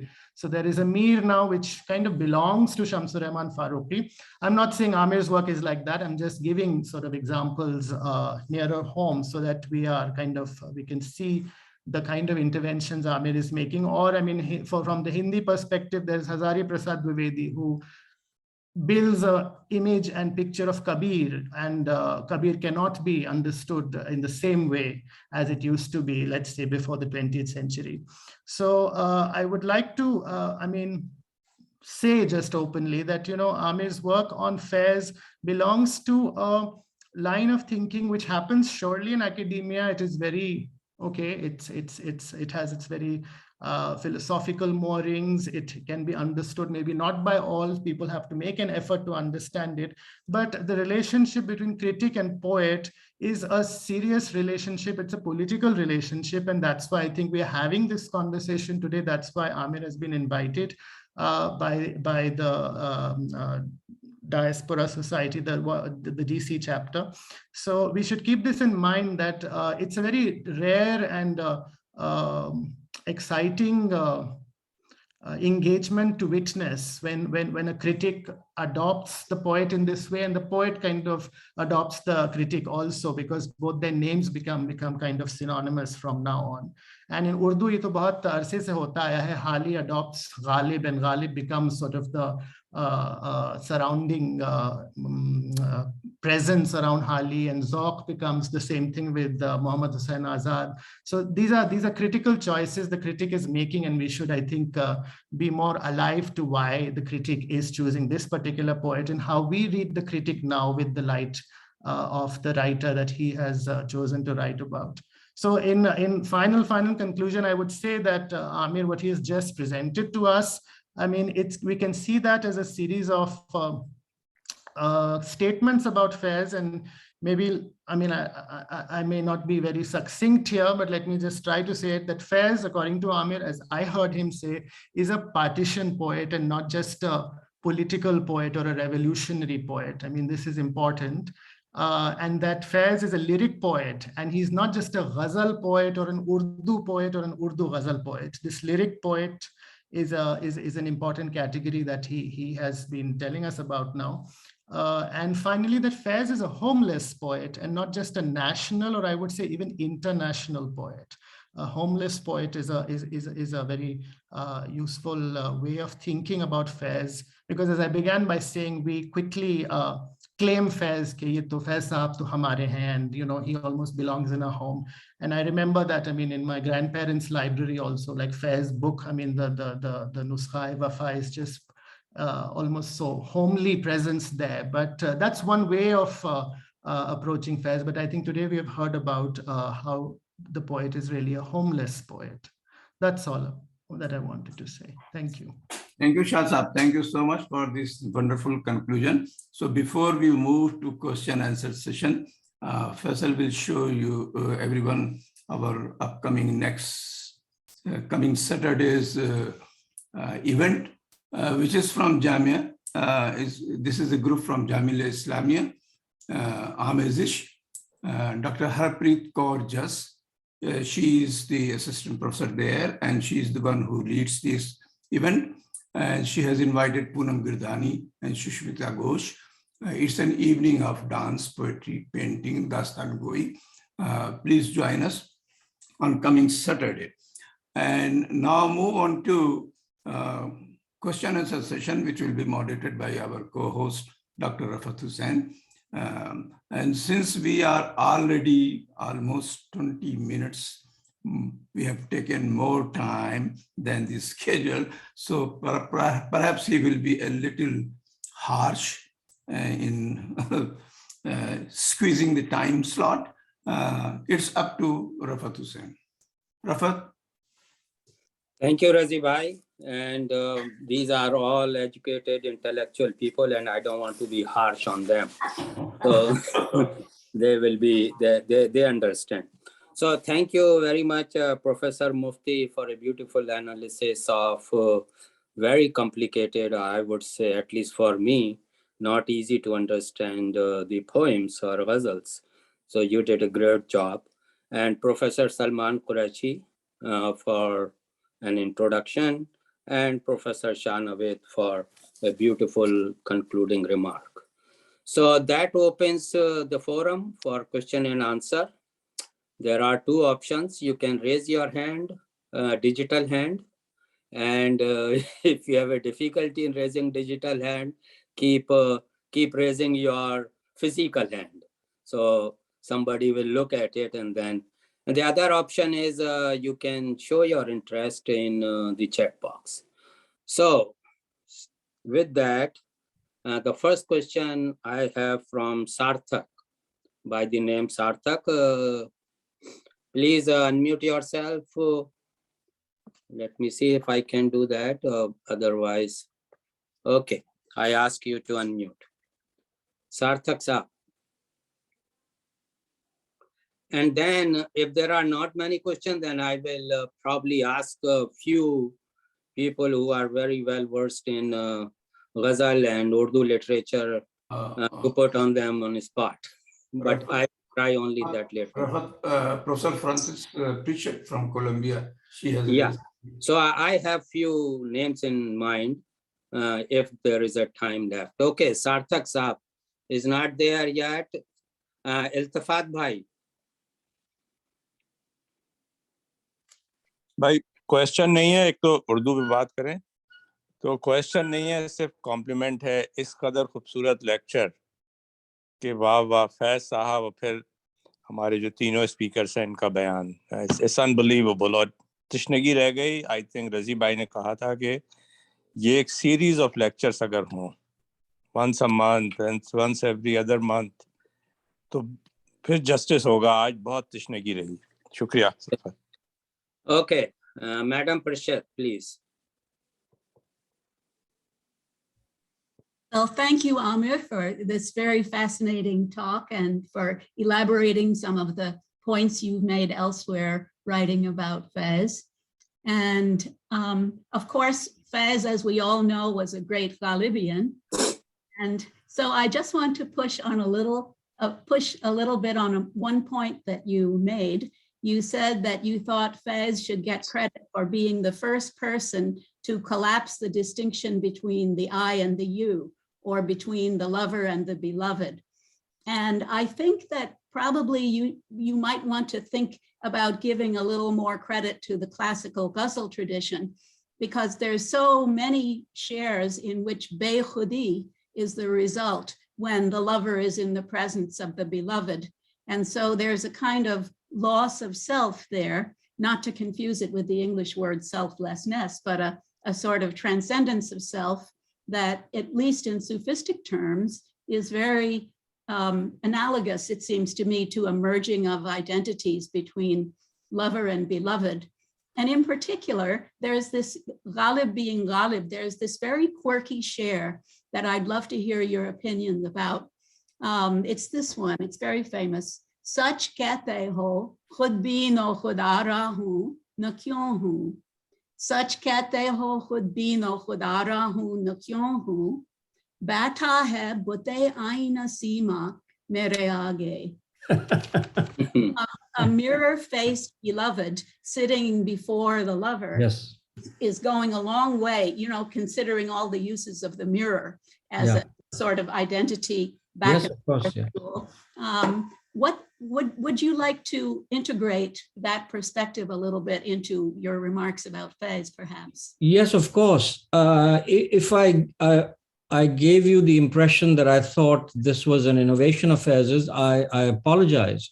The innovation of Faiz is that he takes this modality of emergence of the self in its relation to the other that is really in many ways canonical to the greatest Urdu poetry of the previous century and beyond. And he gives it specifically historical meanings. That's what I take to be his innovation. And of course, he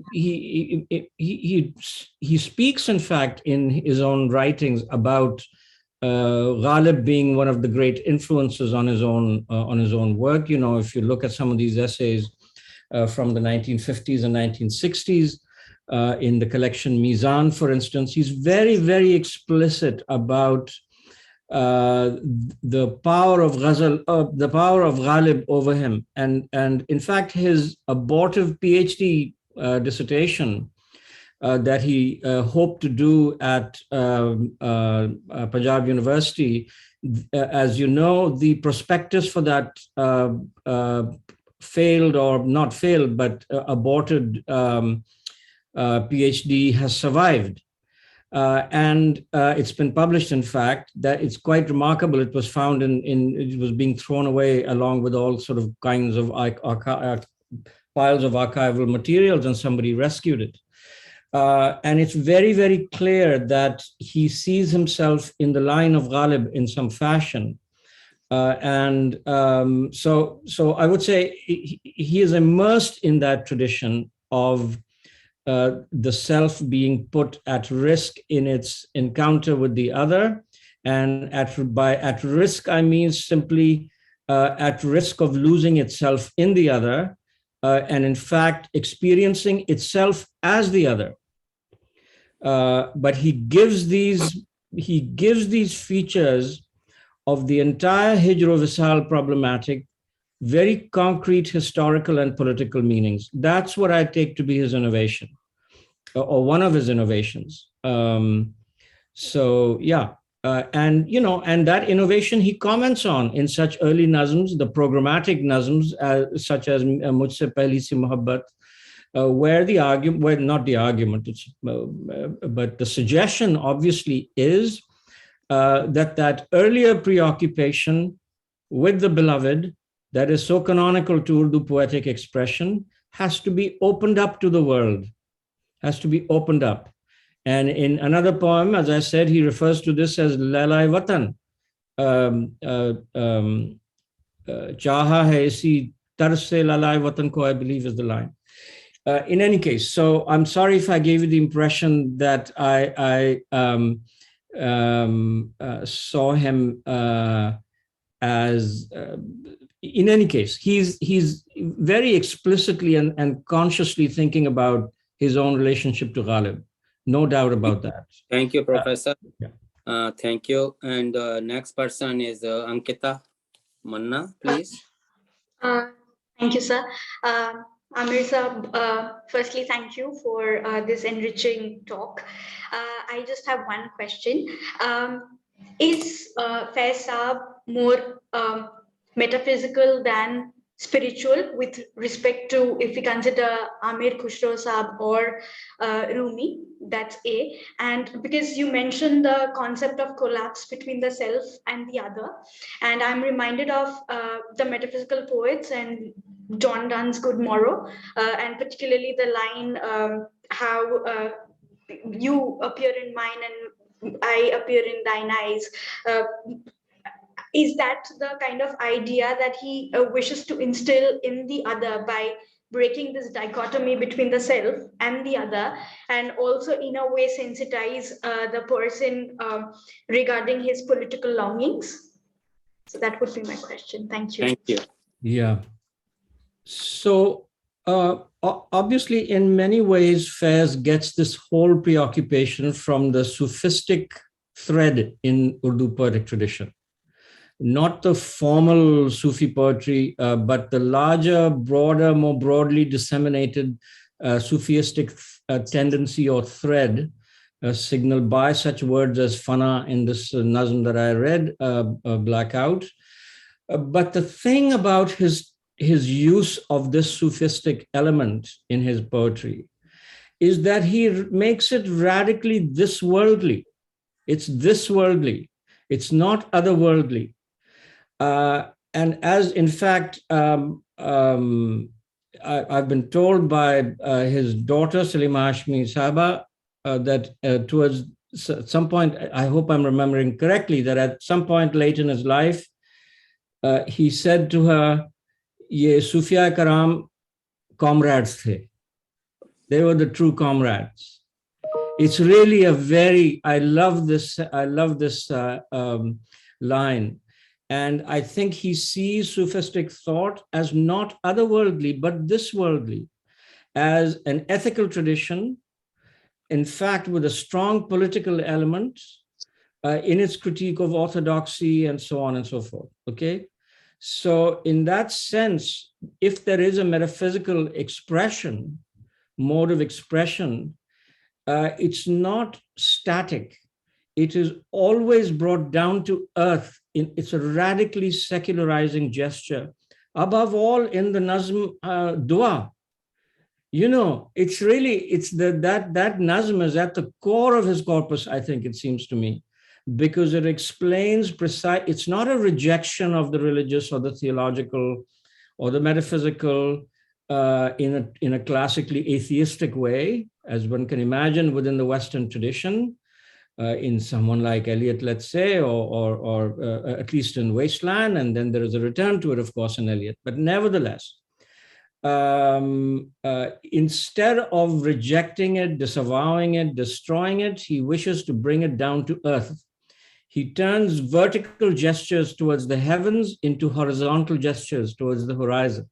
That's the extraordinary thing to me, okay? So the metaphysical or the spiritual are not left untouched or unharmed they are made subject to human life, to life on this earth, rather than towards the heavens, let's say. Thank I you. hope that helps. Thank you, Professor. So Sarthak Saab is having problem with his mic, so he asked me to read his question. So compliments to Professor Mufti. Could you please trace the tradition of Urdu poetry of social purposiveness, radicality, and resistance, and how Faiz takes it towards with his own modification, if any? In addition to this, could you please throw some light on the idea of hijra, it should be, as it comes up frequently in Faiz poetry? Mufti Sahib. Sorry, the last sentence I couldn't hear correctly. In addition to this, could you please throw some light on the idea of hijra, as it comes up frequently in Faiz poetry? I see, okay. So the question of social purposiveness, which I think is a more encompassing phrase than saying politics, okay, has as I see it, I mean, Professor Pritchett is here, who can speak to this 1,000 times better than I can. She and her late collaborator, Professor Mr. Shamsul Rahman Farooqi Sahab, of course, have written extensively on this. In particular, how the so-called reformers of the 19th century, the colonial reformers, Muhammad Hussain Azad and Altaf Hussain Hali, in particular the latter, introduce a kind of question of social purposiveness into the poetic tradition, and in fact are highly critical. By the way, the curious thing is that the Hindi opponents of the Urdu Ghazal tradition, as Hindi begins to emerge from the 1850s, 60s onwards, modern Hindi, I mean, begins to emerge from 1850s, 60s onwards, the Hindi nationalists and the Urdu so-called reformers are in perfect agreement about the Ghazal as a form that is lacking worldliness, lacking utility and usefulness.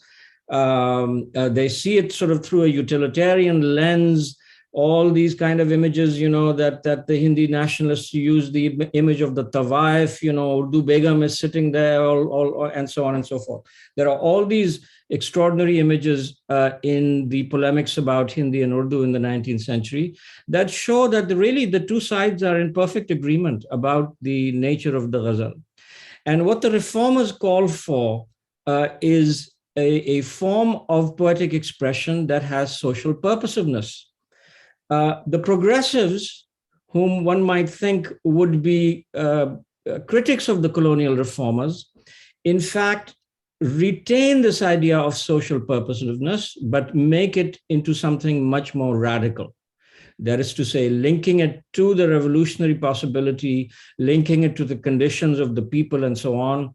But my question is about Faiz, when he talks about the people, what is the identity of that people? Who is the we that he speaks of? And by the way, obviously he says hum very often in his ghazals and nazms, not main. It's a collective expression. Of course, it's also the sort of royal we in some ways. But the question is, what is the nature of that? Of that hum, of that first person collective? So what Faiz Sahab does, and his contemporaries, Makhdoom and others, is that in my view, they radicalize that old question that comes to us from the colonial reformers, goes through a permutation in the work of Iqbal and so on, about what the purposiveness of poetic expression is, the social effects, the social consequences, the social usefulness, and so on. Thank you. So it is very comforting to see that someone is attending from the beach and they are showing the beach photos. It is great that they are so committed. And the next person is Sayyid Amir Saab. And after that, Mushtaq Bilal. Thank you. First of all, I'm very pleased that we share the same name Amir Mufti. I wish I could share some of the scholarship, Amir. My question is that Faiz, more than anybody else I know, has so many different variety of phases in his life, starting with his grounding into religious instructions in his hometown of Sialkot. Then he was in pre-partition times already lieutenant colonel in the British Army. Then after partition, he got snared into what we call conspiracy. Rawalpindi conspiracy case, he spent some time in the prison. Then he was chief editor of Pakistan Times, Imroz. And then he was never really in good graces of Pakistani government because he was suspected as a socialist or more likely communist in Stalin Prize and all that. He spent some tortuous time in Beirut, and above all, his marriage to Alice Faiz, which was by all indications a very loving relationship. She was buried on her own desire next to Faiz Sahib in Lahore. All these phases, how did they influence his poetry and how it was shaped? Or I don't see any overwhelming, from my naive knowledge, any great influence on Nuskha Wafa, which I collection of his poetry. So maybe you can enlighten me a little bit. Thank you so much. Thank you. Well, I mean, one thing I would say is that Faiz Sahib was a worldly poet, and perhaps the first real worldly poet in the Urdu tradition. Of course, there's the case of Iqbal, but Iqbal's exposure to world culture, world literature is a fairly narrow sort, I think, primarily through his through his sort of German exposure and so on. Faiz Sahib really is a very worldly poet, actively engaged in encountering the other poets of the global South, from Hikmat to Neruda and so on. And of course, through the Soviet sphere and through the sort of post-Bandung progressive writers and so on sphere, really, editing Lotus and so on from Beirut, which was the most international global South literary magazine of the so-called non-aligned movement, although it really started before the actual emergence of the non-aligned movement. Nevertheless, so he's a very worldly poet. And if we really look at the poems in his collected works, especially, let's say, from the 50s onwards, when we find places of composition, they are all over the world. The places of composition that are identified in the various nazms and ghazals, this is a peripatetic life in many ways. Of course, different places in the Soviet Union, different places in Western Europe, even America and South America, and so on. So is a genuinely worldly figure who is curious about the world and about the diversity of human experience and social experience across the world, and yet the attempt to think about the human in unified terms, despite or perhaps because of that diversity of experience. So that's how I would put it, really, that what you are identifying is, in fact, what I see as a key feature of his writerly identity, his writerly personality, and that is very worldly in nature. So thank you, Mufti Saab. So thank you. And you said that he was the first worldly leader or the poet. How about Ghalib? I don't want to expand the discussion, but Ghalib covered every aspect of worldly life. No, I meant worldly in a very specific sense. I don't mean in that sense. And you're right about that, of course. And that is why, again, Ghalib is of importance for Faiz Sahib. By worldly, I meant really in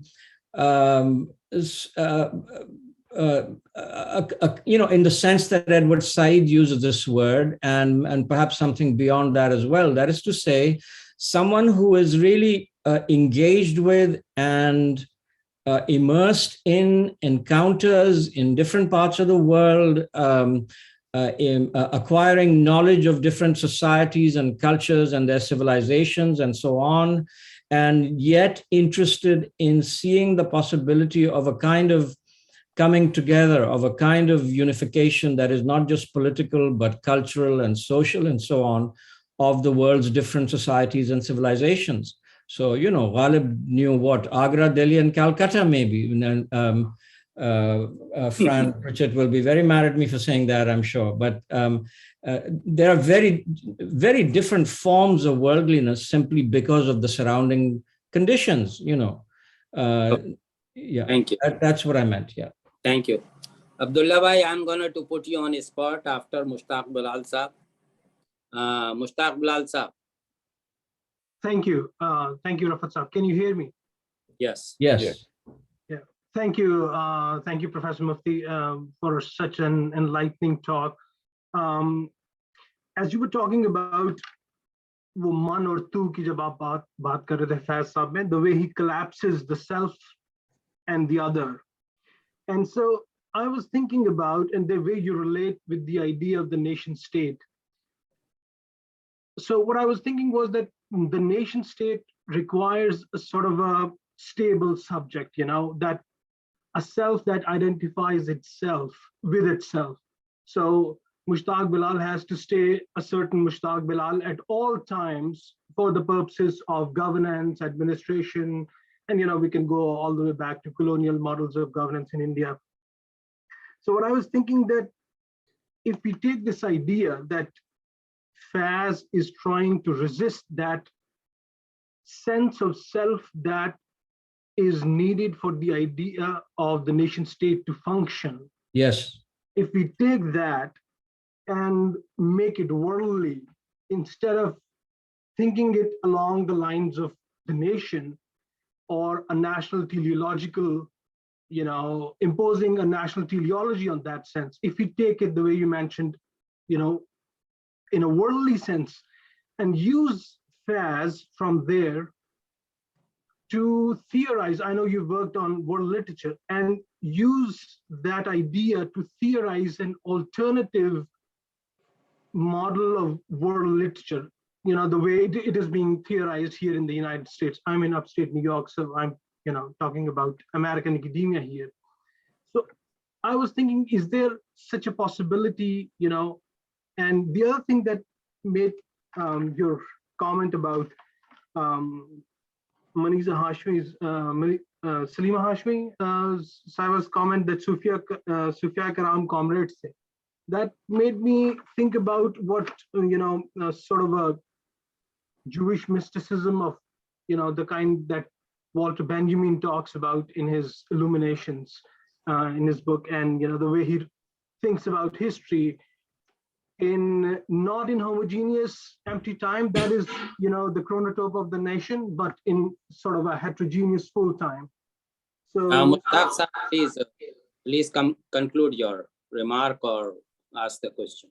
Yeah, that's what I was saying, that, you know, if you could talk about this using Faiz to theorize an alternative model of world literature, and do you see any relations with Jewish mysticism and, you know, Faiz's, you know, Sufi idiom? Thank you. And we intend to finish in 8 minutes, around. Okay, I'll try to keep it very short. I'll try the long questions, of course, but I'll try to keep my answers very short. Thank you. I mean, you know, Faiz Sahab himself is a practitioner of an alternative model of world literature. I mean, in his engagements in the Afro-Asiatic movement, in his concrete work on Lotus and all the writers involved with Lotus, in his decision to go live in Beirut. He lived there through, of course, as we all know, through the Israeli siege in 1982, under the protection of the PLO and so on. You know, he practiced an alternative vision of world literature that is not just, let's say, bourgeois world literature led from London or New York or something of that sort. His Lenin Prize and all, so many facets of his life, of his active writerly life and professional life, are living embodiments of an alternative conception of world literature. Okay. Now the thing about him, though, is that despite this notion of a common humanity, of a common world, and so on, Faiz is insistence on cultural particularity and civilizational particularity. He's not a poet of the globalized world, okay, by any means. What he resists is the capture of civilization and culture by the nation states. Thank you. रियासत ने अगवा कर लिया है civilization ko or culture ko, okay, and that is what Faiz Sahab resists. Okay, Abdullah bhai, unmute. I ask you to unmute.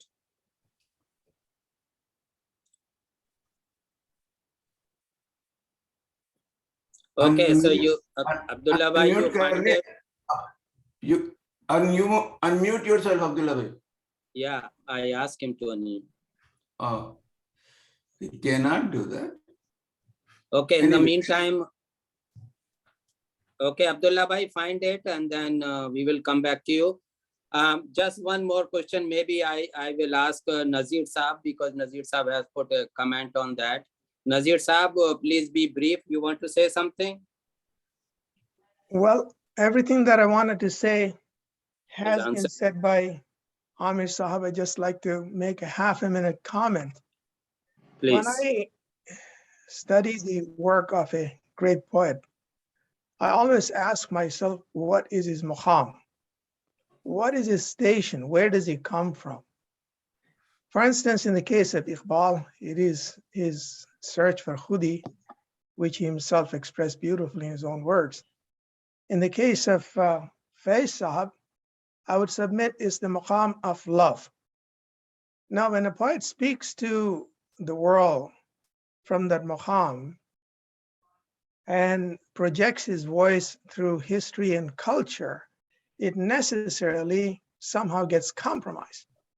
And then on the other hand, those of us who try to understand him, especially for us, when we live in an age when the age of discontinuity, when the only limit to human progress is the speed of light and our capacity to absorb change, we try to somehow understand, in the absence of the connection that we had with the Tasawwuf and his maqam, how do we reach out to him? How do we understand him? How do we put his greatness within the paradigm of our confines?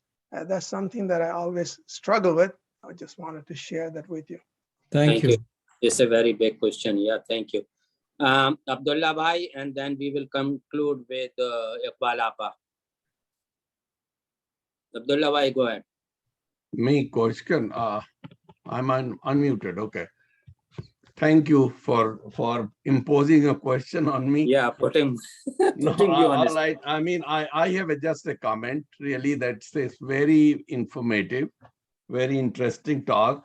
I don't think that I ever heard any talk like this on Faiz, and I have heard many and organized many, but it was one of the best, and even the question and answers were very informative. So that's all I want to say, really compliment that, it went very well. And I have to absorb a lot. Thank you. Yeah, shukriya, bahut shukriya. Okay, Iqbal Apa, final comment, and then we conclude in 3 minutes. Unmute. Thank you, Rafat, for putting me on the spot. I wasn't even here for half of the time, but whatever I heard was very informative, very educational, very philosophical. Ask Ayub Sahab. I would like to echo Abdullah Sahab that it was a wonderful presentation, whatever I heard, and the question answers. Thank you. Razi bhai, back to you. Okay. Thank you so much to all 3 speakers. So based on all that you see, Amir Sahab and Salman Qureshi Sahab and Shah Sahab, it looks like that soon I have to approach you back to have another session. To conclude, it's difficult to conclude on Faiz anything, but you can elaborate further in session number 2, which could be like after 3-4 months. So certainly I'm going to approach you again. So Razi bhai, I wanted to include Muazzam Saab, but he is offline now. So because we couldn't hear his comment. Yeah, I saw him, but then he left. But anyway, there are some big scholars here from Aligarh also. I see the name Dr. Safi, Professor Dr. Safi, who is a Persian professor. I think she was head of Department of Persia in Persian language in Aligarh University. She's here, but I don't know whether she's on or not. Anyway, let's conclude this. What can I say? I don't have much to say. I was born in a house or a family where the first thing, one of the first thing was Faiz and all the progressive writers, lifelong. So I followed Faiz lifelong. I believe in that ideology lifelong. So today was my session too. So I don't have much to say much beyond that. One more thing, Radhi, I want to add that I had 2 occasions to meet Faiz Saab. He was our guest. Yeah. And he was a wonderful person as well. Yeah, very sure. Nice. Yeah. I wish कि उनकी साहबजादी और उनके नवासे पिछले में थे, पिछले session में उन्होंने कहा भी था मुझसे कि they will be here, but I think they are either busy. Atiapa should have been here. So wonderful 2 hours engagement. Really, every such session we learn a lot. I'm thankful to Professor Partition to attend this. Wonderful to see you. And we learn a lot, and really knowledge is never absolute. We can always gain more and more and more. Hello. Yeah. Hello. So, namaste. Nidhi, you have to say something related to Yes. Okay. Yes. Okay, Amir Sam, Nidhi is someone who is really struggling to make a difference in a tribal area, in a remote area in India. And she is very fed up with the present political situation. She works very hard, doesn't probably know much of the Urdu literature, but nonetheless, she's always here. Nidhi, please, go ahead. मैं हिंदी में बात करूंगी sir. पहली बात, सभी को मेरा नमस्ते. And it was wonderful lecture. और मैं ये सुन करके ये समझने की, क्योंकि मैं पॉलिटिकल साइंस की स्टूडेंट हूँ, मैं बस अपनी क्लास में जब ट्राइबल बच्चों को और जनरल बच्चों को पढ़ाती हूँ तो उन्हें यही गीत सिखाती हूँ कि हम देखेंगे. और मजेदार बात यह है कि गांव में तो समझ में नहीं आता कि कौन कैफ थे, कौन गालिब थे, कौन क्या था. बट मुझे ये जरूर समझ में आता है कि जो आरएसएस के हमारे कॉलेज में टीचर्स हैं वो हमारी खिड़की के बाहर आकर गाने की आवाज सुनते हैं. तो मैं तो ये पाकिस्तान में मुल्लाओं के साथ भी यही होता है. और है ना. और दूसरा एक्सपीरियंस, दूसरा वो जो गीत आपने सुना होगा, तो जिंदा है तो जिंदगी की जीत पे यकीन कर, तो वो गीत भी मतलब फिदेल, पर मुझे ये नहीं पता था कि फिदेल कास्ट्रो, लेनिन, माओ, कार्ल मार्क्स के अलावा मैं फैज साहब को भी उसी कैटेगरी में शुरू में पढ़ा सकती हूँ. तो मैं ये जरूर अब ऐड करूंगी मेरे स्टूडेंट्स के साथ और ये गीत और जोर से गवाऊंगी. Okay. So that officially concludes the session. Those who want